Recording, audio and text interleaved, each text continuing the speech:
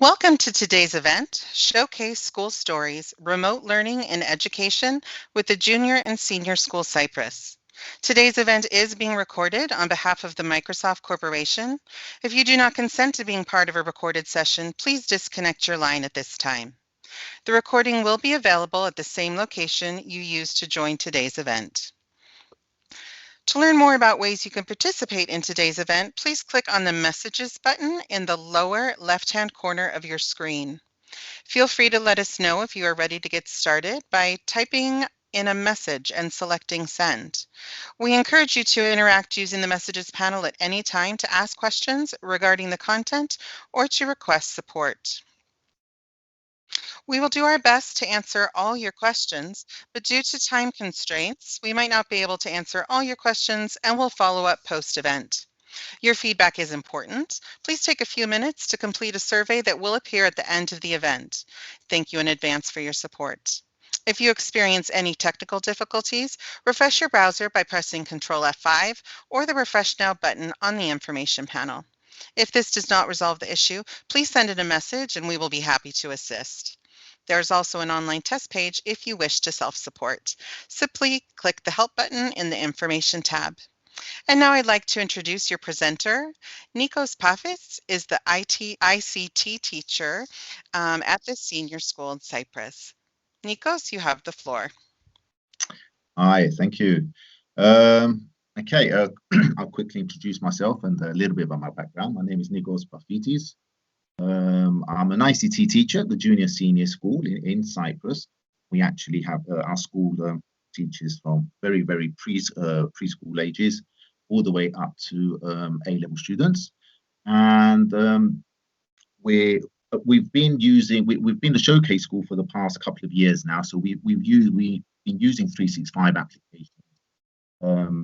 Mainly in the upper school, a lot more, so we were quite prepared. So a lot of the material I will be presenting today will be from our own experiences, things that worked for us, things that didn't work for us, things from a leadership point of view and from the educator's point of view, all the way down to students and parents. So it's been a learning curve for us also. And I'm just hoping that a lot of schools which have either switched to remote or distance learning or are thinking about it benefit from some of the things that we've learned and some of the things that we implement. So I'll begin with the deployment of distance learning with older children. Now, if your school teaches an upper and lower school, then we can't think of remote learning as one umbrella which covers all the children. It's not just a video lesson, and this is what many people don't understand, especially if they're not educators. Now, for the upper school, what we did was we needed to, although we had a lot of the items from the applications from 365 implemented, especially Teams platform, which was and is being used quite extensively in the upper part of the school. When it came time to switch to distance learning, we had to do some management and quite a bit of training. So this part is basically aimed for school leaders, for upper school children. And if you notice here in this model, a very important role is your IT administrator. It's very important that you have accounts created for all. This section here. You need the accounts to be created for all the staff and all the students. So if you don't have that done yet, that's a really important step of it. The other thing is try and include the student names, because although I've helped a lot of public schools as well here in Cyprus, and they use numbers for student names. It's very hard for teachers to actually identify a student. So try and use the names of students wherever possible. It makes it easier for the educators to find their students, place them in their team. Now, your IT admin or your IT department has to be a part of all the stages. So the first stage that we did as a school, and was a really important factor which our principal put together, was to create like a support group or an elite group of staff members. Don't choose staff, allow staff to volunteer. You'd get much more productivity out of them. So what we did was we use the ICT department as extensively as possible, but choosing a member from each department or a volunteer member from each department is actually a really good step. And have this group here of staff work together, play around with the Teams meetings, have them practice some Teams meetings, take the role of the presenter, take the role of the student, sharing files, doing all the things that you would expect to happen in an online lesson, a remote lesson, and just have them work out all the little problems. Following this, each member from this support group can then either train their department, or it could be a small select group of staff.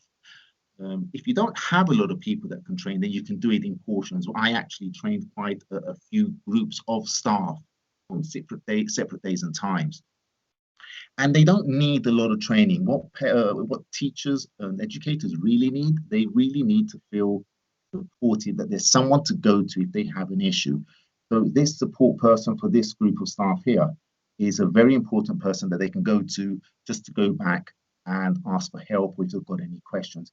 And then this member here has their support group to collaborate with and share to try and resolve problems. Now, I always encourage staff, and I did this as well. Then you can start doing your individual distance learning. Try and keep it simple at first. Don't try and do all the lessons, and try and have a co-pilot. I love that word co-pilot. I get it from Flipgrid. Have someone who's going to be with you at the time, just like I had Heather and Laura here helping me and sending messages if questions are going to pop up just to assist me. At first, it's an uncomfortable feeling when you're used to teaching in the classroom, and then all of a sudden the staff are teaching behind the camera. They can't even see the students. So it will be good if you can allocate other staff members as well to sit in and support that person. Use teachers, use students as well. I used some students, more mature students, and they actually supported with my lessons. And we did some tests.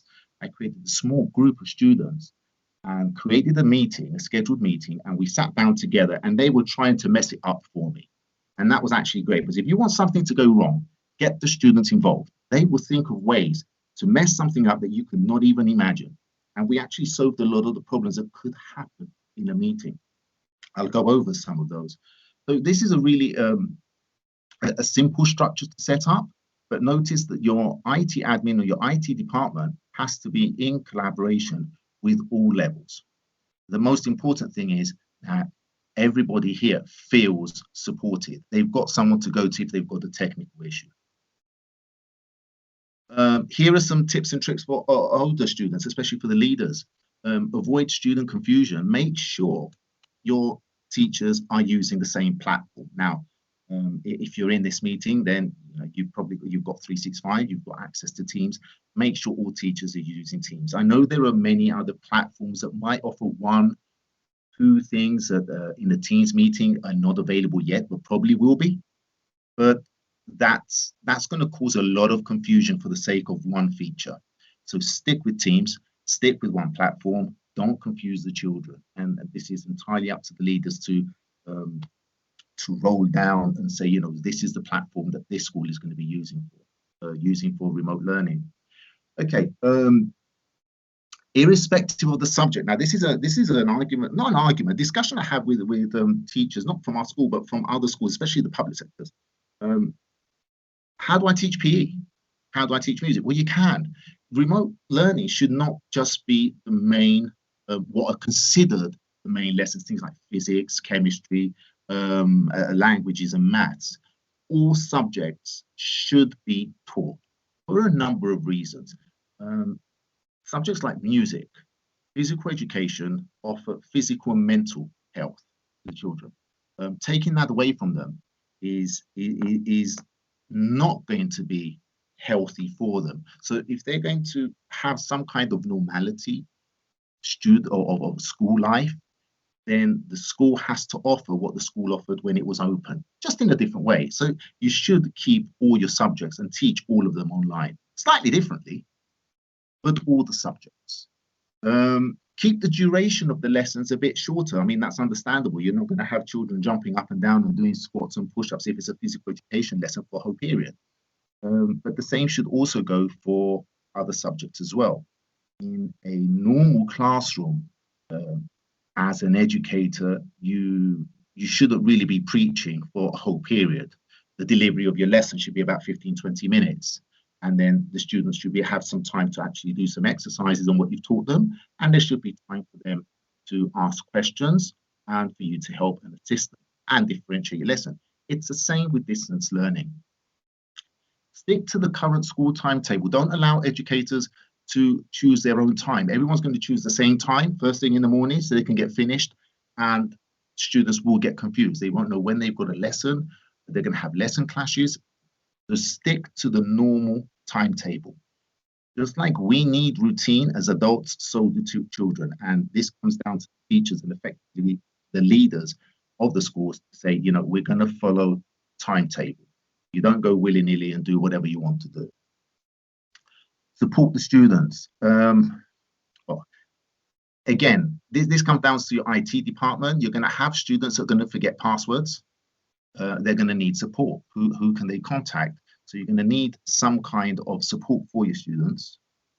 You're also going to need, especially from the support group which you developed at the first stage, to test using the application teams, test using different devices, mobile phones, smartphones, iOS systems, tablets, laptops, use different browsers, and test, because each browser and each device might have different features or different abilities when you're using a scheduled meeting in Teams.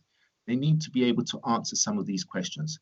And it's okay if we don't know an answer. We could always come back and help after we've done our own little research. But they do need to have, students should feel that they're being supported if they have an issue. Otherwise, they just won't bother. Okay, support staff. Okay, well, if we think about it, our homes were usually our sanctuary. We come home from work and we're home and we can just sit down and relax. Now our work life has come into our homes. So it's that there aren't teachers with young children, and those young children have to follow lessons, or those young children have to be looked after while you're trying to give a lesson. You might not have a separate room or a study room to have your privacy and peace and quiet to actually offer a lesson. So you need to think about these things and offer. It could be very, very stressful for staff because they've got no release. Work is at home, family life is at home, marking is at home, you're stuck at home, you can't go out, and it can be a very stressful time. And on top of all that, you have to deliver lessons remotely. So try and offer, I mean, our school has offered to the staff mindfulness for employee wellness, methods for meditation and relaxing and switching off to try and reduce stress levels. I think that's a fantastic idea. Leaders, please pick up on that. And make sure teachers and your educators, they're not overwhelmed with communication outside of school hours. 1 or 2 is okay. Try and keep it down to a minimum. As I said, you know, a lot of the teachers have got other young children. They have to help their children either with their homework or with their remote learning. The last thing they need is work to keep invading their home life after hours as well. Okay, school communication. This is a really, really important one. Create a team for the whole school, the staff, not the students, the staff. Easy way to communicate without having to send emails and replying to emails. Usually you're going to answer the same question many, many times. So you can answer it once in Teams, everyone see it. Create different channels. If you've got different departments, they see the leadership team. Make sure, if you don't know how to, ask your IT department to show you how to create a channel in that same Teams, which is private to everyone else. Only add certain private members, so you can have private communication with certain staff, and in the general area talk with all the staff. It's very, very easy way to communicate with all the staff and to arrange meetings and staff meetings. There's no reason why these shouldn't happen just because we're in lockdown. Okay. This is I've called this a hot tip. This is something we've implemented just before we, as a school, we had to go on lockdown. We wanted a way that teachers can see what tests classes had. So let's say a year 9 class, and I'm teaching year 9 and I want to set a test. Instead of asking the students or collaborating with the teacher, find out, you know, have you given a test to year 9s? Where have you got programmed? So we don't overwhelm the students.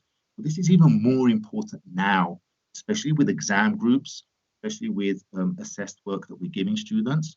You know, we might all be giving them work and saying, okay, I've done my bit. You know, I've given them some assessed work. I've got some assessment to give to management. Say, look, I've assessed these students. How much assessment is too much assessment? And what other assessments do they have?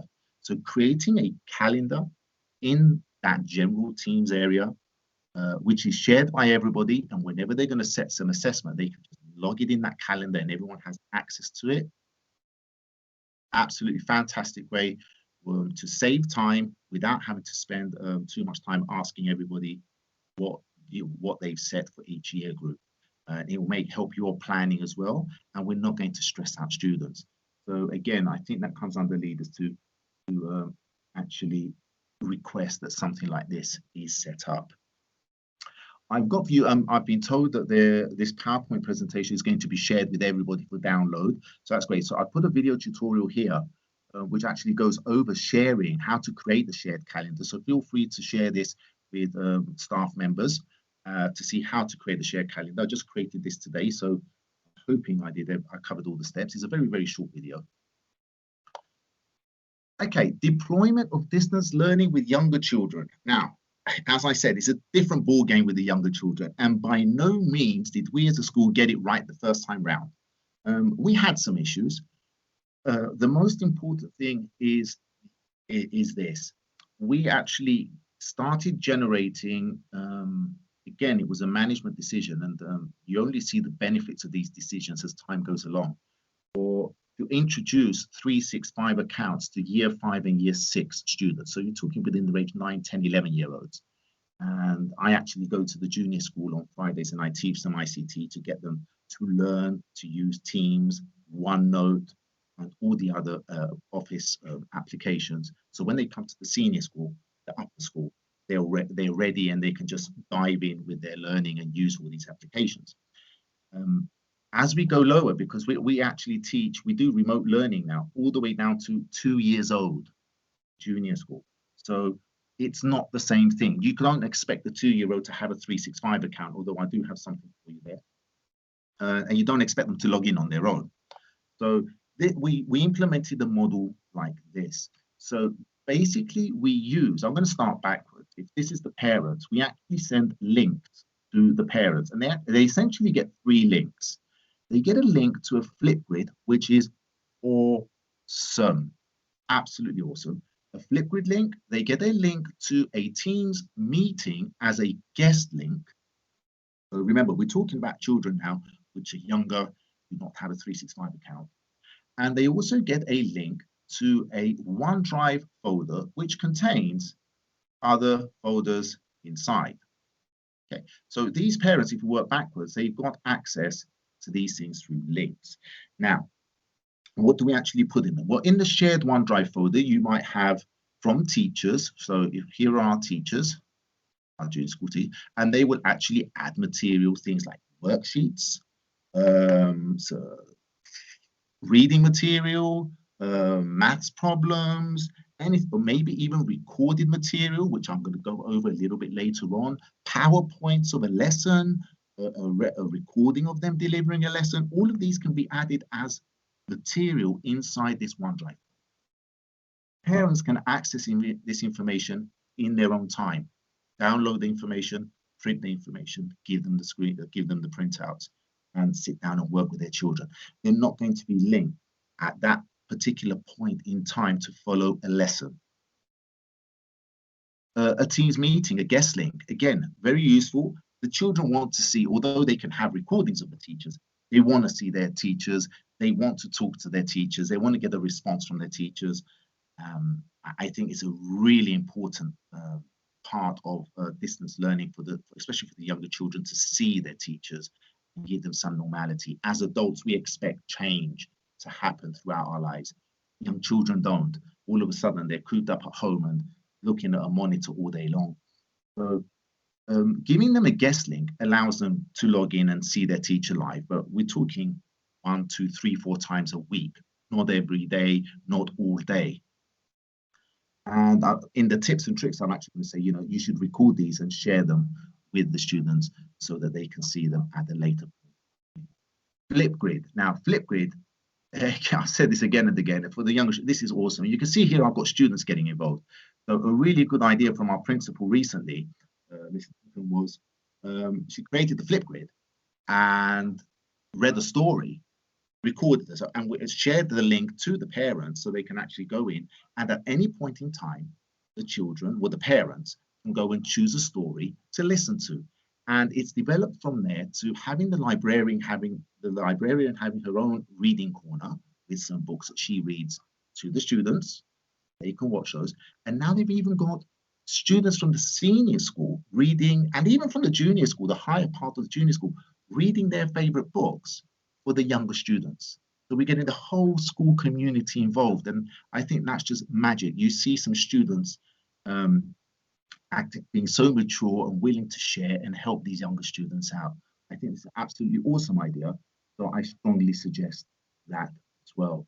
So this is, it's an easy way because parents do not have to sit down at that point in time every day with their children. It's not like the upper school where we've got the children or the more mature students logging in on their own and saying, Mom, get out my room, leave me alone, I've got a lesson now. The younger students need the parents there. Tips and tricks and for younger students, keep parents updated with newsletters. I think this is general for irrespective of the age of the students. I think the newsletters that have gone out from management and the principal has really helped parents a lot, keeping them informed, keeping them in the loop, what's happening, what the school's planning, and how things are being developed as they are being developed. This is a really important one. It actually ties in with this part down here, especially with the younger students. If we're talking like 2-year-olds and 3-year-olds, you wouldn't most of the 2-year-olds and 3-year-olds will not have a device of their own, will not have a mobile phone, will not have a laptop, will not have a tablet.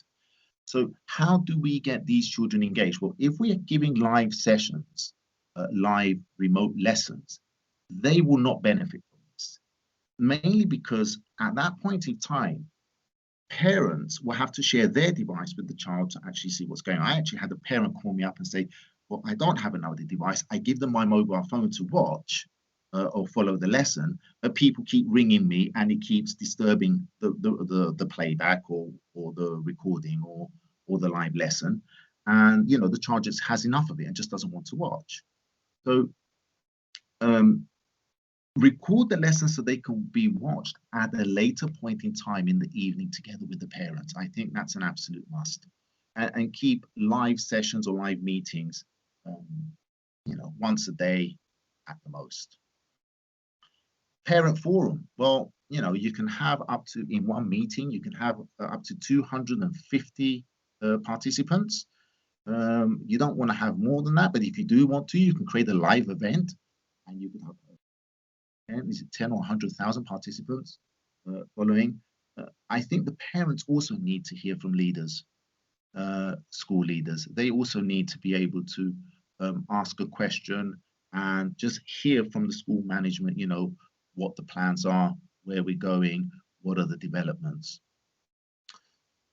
Make sure parents with technical difficulties are supported.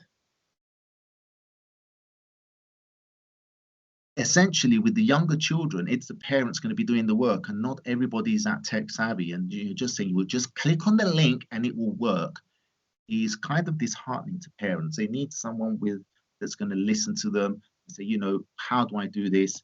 How do I say I can't access this? And we've had some issues like this. And my solution is usually I create lots of like little video tutorials to share with parents beforehand. And then if they still can't figure something out, they will either contact me directly or contact some other member of that support staff and just get some technical help. So try and set something like this up, have someone or a small group that can actually help parents out. Now, 365 accounts, we've actually seen that trying to schedule these meetings through links. If I just go back one slide, this thing here, where we have guest links, and whenever these meetings are going to take place, well, we've had to send emails or inform parents manually when the next meeting is going to be. Or you can say it's going to be every Tuesday at a particular time. But what we've done now, we've gone down to years 3 and year 4 students now. So we've gone all the way down. We've only deployed now year 3 and year 4 students, and we've given them 365 account. Now the question here was, you need parental consent to have a young child like that to have an email account, because it can open a whole can of worms. You know, they can send emails to people outside the organization, or they might get a disturbing email from outside the organization. So what we've done, we found a way where we've created 365 accounts for them. We've given them email accounts, but we've set up rules on those email accounts so they can only send and receive emails to staff members of the organization. So they can't send outside the organization, and they can't send to each other between students, just to avoid bullying. So this will allow parents using the younger children's accounts, or some of the younger children, they're actually quite savvy with these things. This will allow them to benefit from things like the Exchange calendar, the Outlook calendar, and schedule the next meeting, and they will be informed. So this, again, this is something your IT department will have to have a look at. And you've got my email on the last slide. If you need any kind of help with this, I'm more than willing to help. Dealing with issues. Okay, now some parents aren't going to complain. Some parents are going to say there's too much work. Some people can say there's too little work. You know, you have to do what you think leaders is the right amount of work. But at the same time, the people that are going to hear the complaints is usually the teachers. So just make sure that management and the leadership of the school supports the teachers. Remember, they've got kids as well. Their teacher, I know you do. I just like to stress this out because I've heard a lot, and they've got children as well, and they've got all the stress. And the last thing they need is some parents being either mean or nasty to them because something went wrong during the meeting, or they got disconnected, things like this. And the last one comes back to my first point up here, where do they have devices? Well, you can send out, as a leader, to all the parents, send out using Microsoft Forms a little survey asking them what kind of devices they've got, or if they have a device available for their children, their young children, to actually use to follow a lesson with them. And if they don't, then you can try and lend or loan out some of the school devices. We've got some media trolleys where we've got like tablets, either iPads or Windows 10 tablets, and where we've had some children and don't have a device, we're actually lending them out. I mean, they're resources of the school. They're there for education. There's no point in them sitting in the school locked up doing nothing. So if you can support a child and a family out with this, then, you know, that's a good idea. Use some of those hardware resources and just lend them out to children. Okay, so the next part of this presentation is mainly about educators, tips and tricks to help them with their learning of using remote learning. Okay, so the first thing they need to test out is things like the Meet Now feature. So there's 3 ways that you can create a meeting. You can either do your Meet Now, scheduling a meeting, which is actually very useful if you've got Teams set up and you've got your members in Teams. And then you've got guest links. Guest links, again, are awesome if you want people to join your meeting or your remote lesson, which do not have a 365 account or not part of your team or part of the organization. So again, since you're going to be getting this PowerPoint, I've actually put another tutorial here, 3 ways to create a Teams meeting for distance learning. And I basically cover all 3 methods. Choose the one which you think is best for you. Each one of them has its advantages. I won't say disadvantages, I would say depending on what your needs are. Right, getting started. Interdepartmental testing. I think this is probably the most important one. When you're working with your department, you have already got some kind of relationship with them. You're more comfortable to work with them. You're more at ease to make a mistake with them. So practice things like sharing your desktop, presenting a presentation. And I'm going to talk a little bit about the differences of these 2 in my next slide. Attendees can give feedback on what they can and cannot do. So as a presenter, one of you is a presenter, make everyone else an attendee. Mute their microphone. participants, other people which are in that meeting, try and unmute yourselves by talking. The microphone will automatically unmute itself. Test the recording feature. You want to record your lesson, so test the recording feature and then see where that recording is saved. It should be saved, well, it is saved in Stream. So go open Stream from your Office 365 portal, go find the recording, see the settings for who can access that recording. It's also posted in the channel of the team if you've scheduled it. So get them to play with this, mess around with it, and see what they can and cannot do. Take turns in being the presenter or being an attendee. Take turns in creating a scheduled meeting and inviting everybody. I think this is the most important step, because although in theory you know what you're doing, when you've got 20 students just listening to you and you haven't done distance learning before, it's quite scary. So I think practicing with your department or other members of staff is actually crucial. Okay, your first lessons. When you create the scheduled meeting, the meetings are automatically scheduled in your calendar in Teams. By clicking on that entry in the calendar, you will actually see at the top meeting options, and clicking on that, it will open the meeting options for a scheduled meeting. And you get these two options here: who can bypass the lobby and who could present. Now, the lobby, unless your IT department has made changes to this, you could only place people that are in your organization. They won't get stuck in the lobby. A lobby is like when you everyone joined in today, you were actually waiting to be added into this meeting or this presentation. It's very good to enable this. Only people in my organization can bypass the lobby if you've given out guest links. Because if somebody shares that guest link with somebody else who's not part of the school, who's not a student, they will be able to monitor and join into the lesson. So, but if you do this, you need to be checking every so often, because it will pop up in your little taskbar at the bottom in Teams that somebody's waiting in the lobby. You might have a child or a parent who joined in a bit later on, and they're stuck in the lobby and they can't follow the lesson. Who can present? Now this, I'm just going to circle that again and again and again. This is absolutely vital. Make sure you're the only presenter.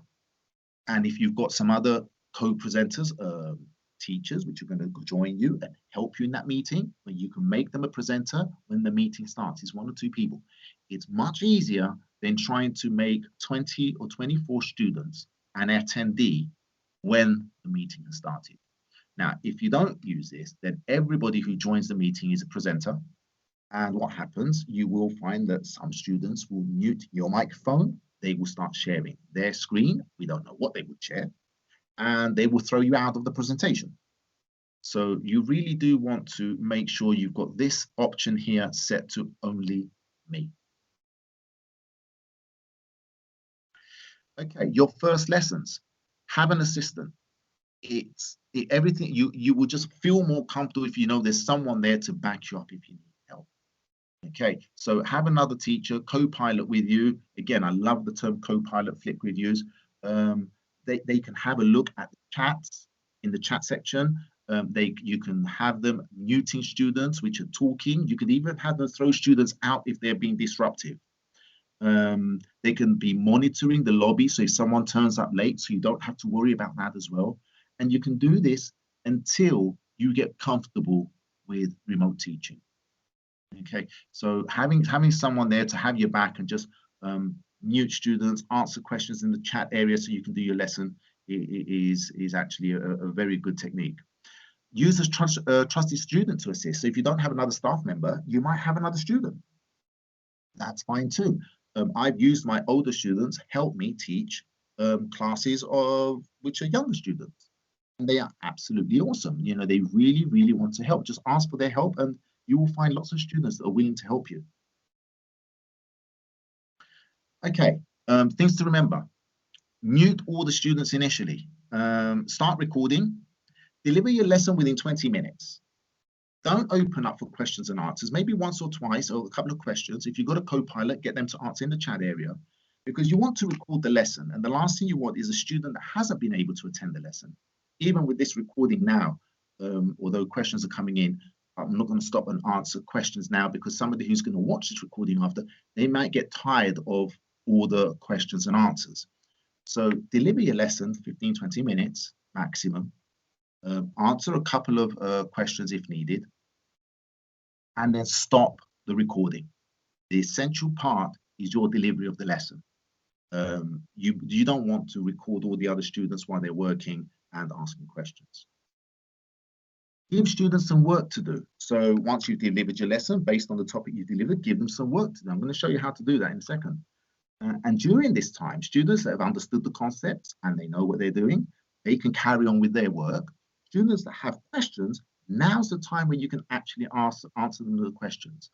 And usually one student's question is the same question that many other students might have as well. So you can use this time to answer the questions. Your plenary, do your sum up, and a quick way, and here's a nice little trick here. I'm going to show you this later on with a slide as well. Use a quiz. Have they been following your lesson? You don't know. They could be playing games. They could have walked out the room and they're just in there. They're just not responding. So if you have a quiz, and I'm going to show you an example, just a handful of questions, very, very easy answers. It's not an assessed piece of work, but only someone who's followed these 15, 20 minutes of lessons will be able to answer. It could be based on something you say. Okay, controlling the lesson. If you join in your lesson a couple of minutes early, or well, let's say as soon as you join the lesson, if students are already in the lesson, present your first slide. And this first slide can be something for the students to think about, something based on the topic you will cover, and they should be able to solve the problem. Or if asked them to do a bit of research, it gives them something to get engaged on your topic instead of them chatting away amongst themselves and being silly and saying and all the rest of it. So it just gives them something at the start of the lesson, before the lesson starts, and while you're waiting for all the students to attend, it gives every person who starts joining the meeting, all the students, to read through a problem, a question, a research section, to actually start thinking about and getting into the mindset of the lesson. And you basically engage the students in the lesson before the lesson's even started. Okay, again, to control your lesson, 20 minutes tops, take a couple of breaks, and have an assistant answer questions. These three rules here, these three things here will help you deliver a remote lesson, at least initially, without any problems. Well, minimum amount of problems. Okay, some tips and tricks. I think these are the most useful. Okay, in a Teams meeting, I always tell staff at my school and other educators, when you click on share screen, you've got the option to share either your PowerPoint, like I'm doing here, another document, let's say a Word document, a PowerPoint, a PDF, you can share a particular window on your computer. I always say share the desktop.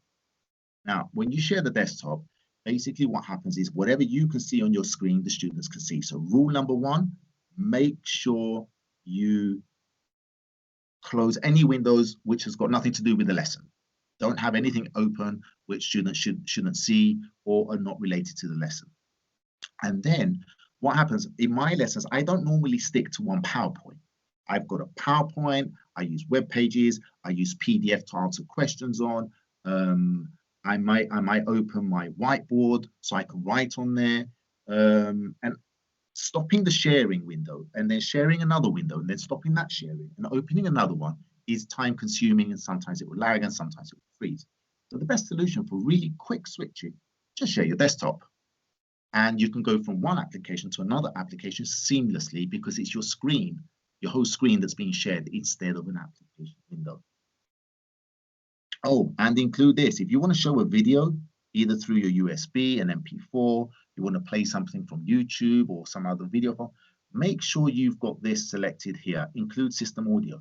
And what that will do when you're actually playing the video or an audio file, let's say you want to do a listening exercise for English or languages, it will actually send the audio from your system through the streaming, rather than having your microphone pick up the audio from the speakers, and that causes feedback. So make sure you click on, you select that little check mark there. Whiteboard. Now, I love Whiteboard, Microsoft Whiteboard. It's made huge leaps. It's really cool. Infinite Whiteboard. But again, going backwards and forwards from my PowerPoint to my whiteboard is hard. I'm actually displaying a PowerPoint with you guys now. And what I'm doing, I'm using my pen, and I'm actually using this as a whiteboard. So imagine between your slides, every couple of slides, if you put a blank PowerPoint slide, you can use that as a whiteboard. So you've covered these topics, this area of your topic here, these two slides here. And then when you get to this slide while you're presenting, you can actually use that as a whiteboard. So if it's something like maths, and you've covered some functions or some terms, and then here you can give an example. And the good thing is, when you're finished, you can save the inking in the PowerPoint. Students will be able to see it when you send it to them or share it with them. So here I use a couple of blank slides every so often, so I can use. And if you don't want to use them for inking, just skip ahead. That's absolutely fine. So this just saves going backwards and forwards.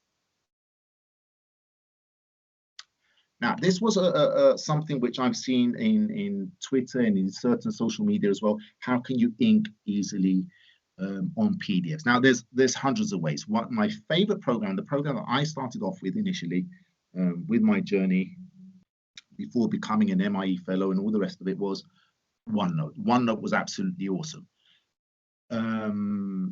But I find for inking on PDFs, if I just want to open a PDF quickly and just ink on it, and then I want to save all the changes, this is the program to use, your browser, Edge. Just right click on the PDF, open with Edge, and you're going to get at the top, Notes. When you click on that, you can actually ink directly on the PDF. So if you're doing exam style questions or past papers, you want to give them some samples to work with, and you can solve these while you're presenting. You can, since you're sharing your desktop, just open your Edge window, you can start inking immediately. And you can then save this when you go to click close, or you can directly save it. It will ask you if you want to save a copy, and you save your PDF as a new copy, and it will keep the inking. And you can send this to the students or put it in your OneNote. I just find the inking using Edge very, very easy, very, very quick, very handy, without having to go print something off in OneNote or any other kind of a program that you might want to use, like say Whiteboard. Now, I'm going to give a shout out to my colleague here, Mr. Valence, Mr. Aaron Valence. I'm pretty sure he's in here listening to this. Educators, teachers, feedback consumes us.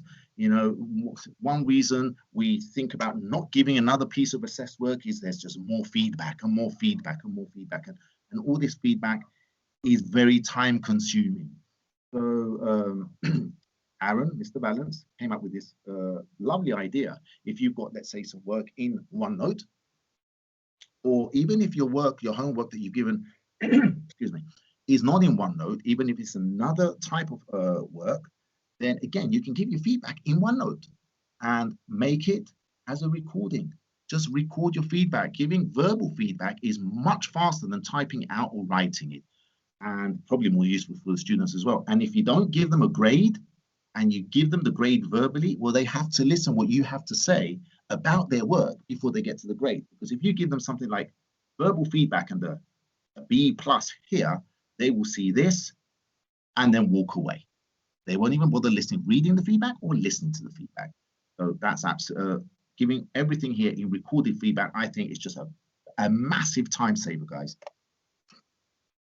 Now, forms, as I said, how do we know the students have been attending the lesson? How do we know they've actually been following? Did they just connect, fall asleep, switch over and start playing another game on their computer while we're sitting there talking to ourselves? 2-3 minutes before the end of the lesson, give them the link to a form. 3 questions, you don't need more than that.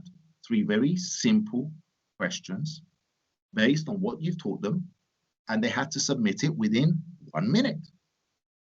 They don't have a chance to cheat, they can't chat, you just send it to them, half a minute, and they've got to submit, and then you can lock it. And that way you know who's been following and who hasn't. And don't do this every lesson because it takes time. But if you do it every so often, they won't know when they're going to have like a pop quiz at the end. Attendance. We don't have an attendance feature in Teams yet, but here's a quick trick. Just use the snipping tool. Display the participants and take a snip. If it doesn't fit all of them, take 2 snips. Post them in OneNote, put them in a Word document.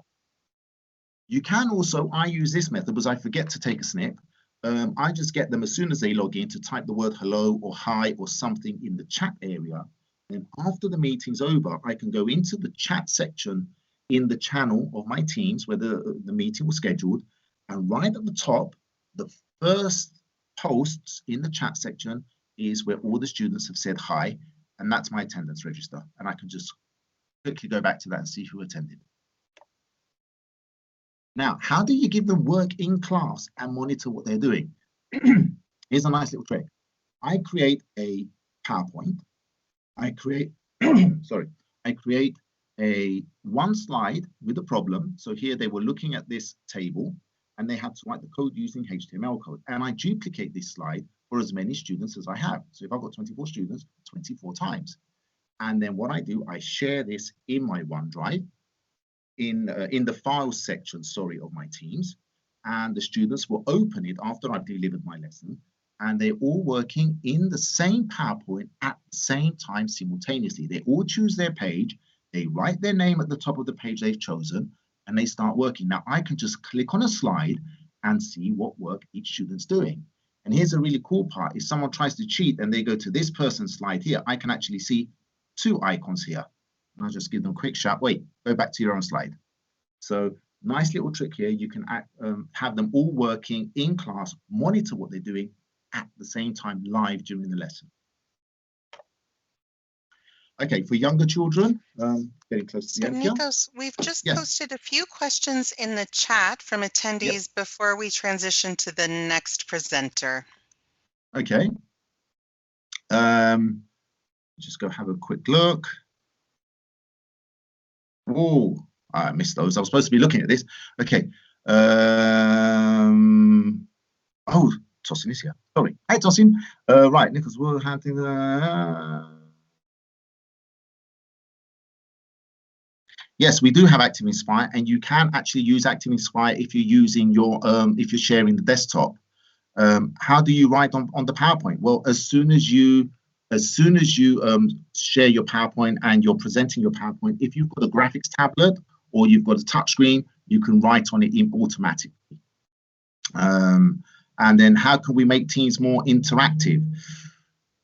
Oh, interactive. Well, I don't think that's something that we can do, but you can find other ways of making it interactive, like I've showed you in this slide here. You can actually, if you're got your PowerPoint, and you can actually help and give feedback, and you can actually see the students working while they're doing the lesson and doing their exercises, you can actually interact with them and help them. So I think I've run out of time there. I've actually, my apologies, I wasn't watching the chat section. Tosin, so I hope I haven't taken all of your time. Just to finish off, a couple of quick tips. Do not share PowerPoints in OneDrive. Export them as an MP4. It's much easier for students. Use Flipgrid. And these things are absolutely awesome. And I've got a video to show you how to do that so you can have a look at the presentation. And that's it, I'm done. And if you have any other questions, I'll come back afterwards. Thank you so much, Nico. So much great information. We really appreciate it. And we will be sharing a copy of your deck for all the attendees to access today as well. So now I'd just like to transition and invite Tosin Bossetti, Product Marketing Manager with Microsoft Teams, to share with us a bit as well. Thanks so much. And thank you so much to Nicos, as well as all of you who made time to tune in and hear from one another, understanding how we're using Teams for distance learning. So I'm just going to spend the balance of the time. I'll share my screen and I'll just walk you through how many schools are using Teams for distance learning.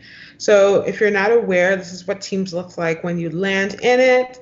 The beauty of Teams is that you have a number of options or templates that you can use to activate your learning and collaboration at your school. So we have class teams, which is key for instruction, but we also have teams for professional learning, staff, and activities and other groups. I'm going to spend the bulk of the demo today on the class teams. So I'm going to head over to my physical science class team, and this is what it looks like. The beauty of Teams is that I have an array of formatting and communication tools that I can use with my students. One of the key learnings that we've heard from teachers is that it's so important to create as much consistency and normalcy with students. What that helps to do, especially when remote, is to set expectations. So you may not have the principal or the vice principal or administrator or some kind of hall monitor, but you are able to keep them aware and hold them responsible and hold them to task of what they are responsible for, and what their assignments and different deliverables are. So I can set an assignment. Something else that's really, or I can announce an assignment is due. I can post that in multiple channels for the different classes that I teach. So this helps me save time as well. Something else that's great is that I can also gauge how students are doing using a survey via forms. So I can create a poll and I can ask them how their day was, how their night was, how they found the assignment. This is wonderful because in a physical classroom, I can read body feedback, I can sense tone of voice, facial expressions. These are things that are harder to identify and get a pulse on when you're remote. So being able to create these quick polls and getting that feedback from students is really important.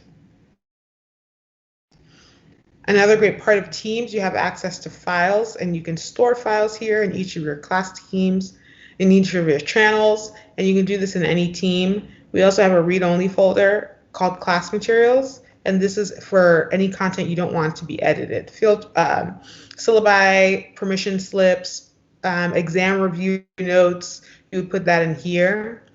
You also have access to assignments, class notebook. So this is your standard OneNote class notebook in Teams. So there's the general content that lives in the common folders, but then each student also has access to their own notebook where only they and the teacher has access to it. So they are able to go track their notes, track their learning all through here. So these are the various tabs that you have available to you. You can also add a tab as a second and third party app. So we have, as a first or third party app. So we have first party apps like OneNote, SharePoint, Stream, Visio, Power BI. We have fun education apps like Flipgrid, Pear Deck, Buncee, Wakelet. And there are a number of other industry agnostic tools that you can bring in to customize your virtual classroom or your virtual collaboration environment. And if you don't see the app that you want here available, you can also add or pin a website as well. One of my favorite apps is the Insights tab, and I've already pinned it to my class team. We announced Insights in January, and it is a fantastic way to gauge how your students are interacting throughout the day or throughout the week or throughout the entire semester. So I'm able to see digital activity. This is so important these days because it helps me understand how active are students throughout the day. When are they on Teams? When are they working? When are they online? And I get that activity through here. I can also see average grade. I can see the percent of on-time assignments. I can look at, let's open this up to a couple of days. So you could see the numbers. I can see how long it took me to get back to them. I can see how many of them submitted assignments on time, how long it took me to return work to them. And I can also see communication activities. So are they liking posts? Are they engaging with posts? Are they responding to posts at all? So this will give me another idea of how well they're engaging and what their participation is like virtually. And I can look at it as I can view it for all students. I can also drill down to a specific student as well. So this is great because it gives me an overall idea of how students are engaging and participating. You could just zoom this out. Get a sense of what this looks like on a drill down basis. Great. I also have my assignments tab in Teams, so I can give out assignments using Teams. I have the option here to create a brand new assignment, create a brand new quiz using forms. I can also create a new assignment from an existing assignment. So now I'll go in and show you quickly how to set up an assignment. I'd enter my title.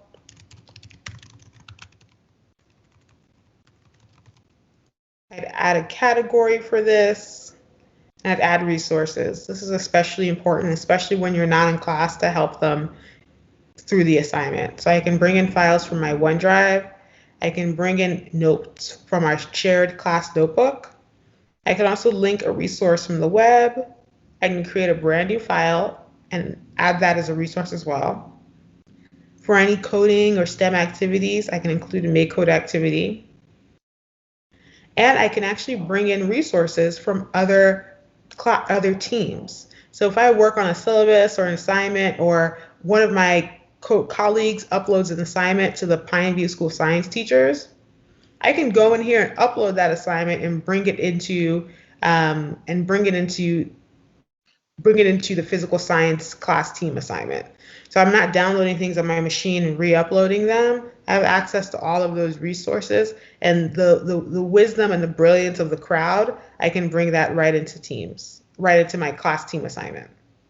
And then I can also upload content from my device. Once I've done that, another really great way to ensure the assignment is as clear as possible is by using a rubric. I can upload a rubric, create a brand new one, or use an existing one. So here I've enabled points. I also don't have to, but I've chosen to enable points here. And I've set all the criteria for what success looks like across the various categories for grading criteria. And I've also evened them out. But if I want to, I can weigh certain criteria more than others. This is great because even though I'm not in the physical classroom with students, students have a firm understanding of exactly what is expected of them and what success looks like. We've even heard some educators will co-create their rubrics with their students.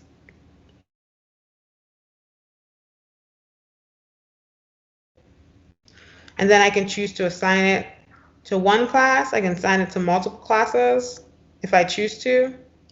If I choose to assign it to one class, I can assign it to a subset of students, depending on what their interests are, their learning level. So I can tailor the learning as much as I need to. I can set a due date. I can also edit when I'll no longer be accepting assignments. I can schedule to assign it in the future, saving me time. And I can also use Turnitin. So if you have a Turnitin license, you can enable that in Teams, and it will check for plagiarism for that student submission. And now when I go to grade, I have a lot of options when it comes to grading. So for more observational assignments like watching a video or a field trip, I can go in and manually enter a grade for a student. If it's something like an essay or something I've assigned, I'd go in, open that student's report. I can use the rubric to grade their assignment, and it automatically calculates the points for me. And then once I'm done, I'd enter my qualitative feedback, return it to that student, and then move on to the next, and then the next. I can also drill down to a specific student.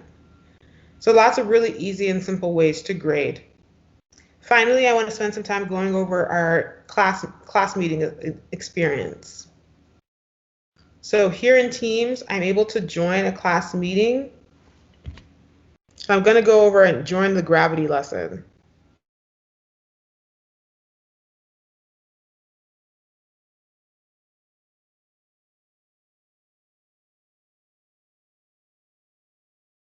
So I'm now in this gravity lesson. I'm waiting for others to join. While I wait for my students to join, I'm able to share a particular slide to present.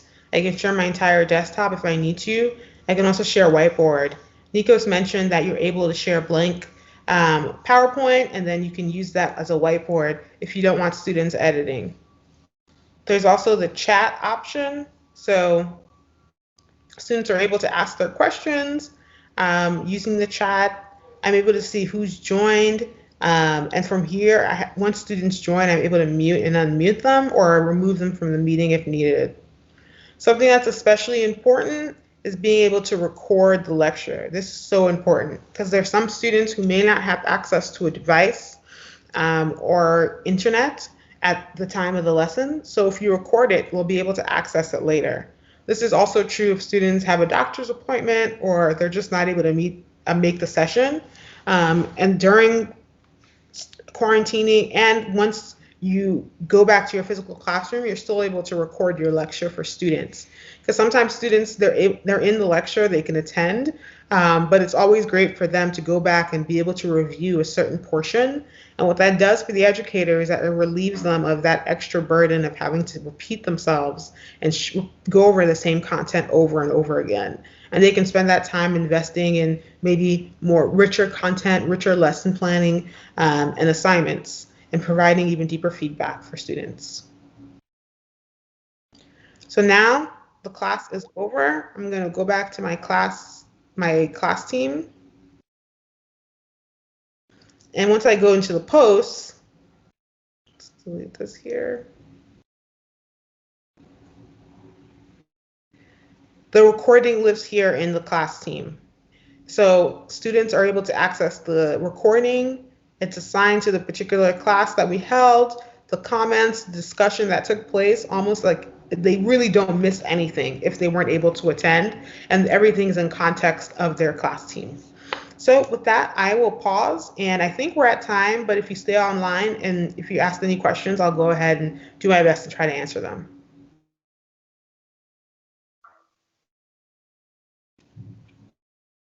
On behalf of the Microsoft Corporation, we would like to thank everyone for attending today. We hope that you found today's information helpful. As a reminder, you can access the event recording at the same location you joined today's event. In the meeting chat, you'll find a link to a completion certificate for today's event. Lastly, your feedback is important. Please take a few minutes to let us know how we did today by completing a short survey that will appear in your browser window shortly after the stream ends. And I'd like to extend one final thank you to our presenters, Nicos and Tosin, for the wealth of information you shared today. This concludes today's event. You may now disconnect.